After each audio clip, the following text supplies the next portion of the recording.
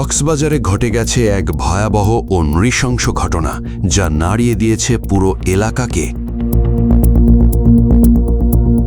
গভীর রাতে এক চাকরিজীবীর বাড়িতে হানা দেয় সশস্ত্র ডাকাত দল। জানালার গ্রিল কেটে ঘরে ঢুকে তারা প্রথমে নগদ টাকা, স্বর্ণালংকার ও মূল্যবান মালামাল লুট করে। কিন্তু এরপর যা ঘটে তা আরও ভয়াবহ। অভিযোগ উঠেছে, ডাকাতরা গৃহকর্তার স্ত্রী ও তার 10ম শ্রেণীতে পড়ুয়া মেয়ের ওপর পাশবিক নির্যাতন চালায়। ঘটনার পর গুরুতর অসুস্থ অবস্থায় তাদের হাসপাতালে ভর্তি করা হয়।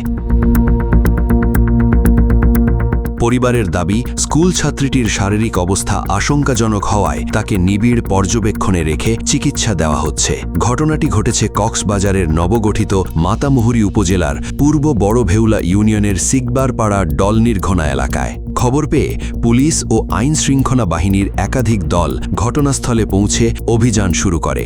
পরে স্থানীয় জনতার সহযোগিতায় জড়িত সন্দেহে 6 জনকে আটক করা হয়। পুলিশ জানিয়েছে, আটক ব্যক্তিদের জিজ্ঞাসাবাদ করা হচ্ছে এবং ঘটনায় জড়িত অন্যদের শনাক্ত ও গ্রেপ্তারে অভিযান অব্যাহত রয়েছে।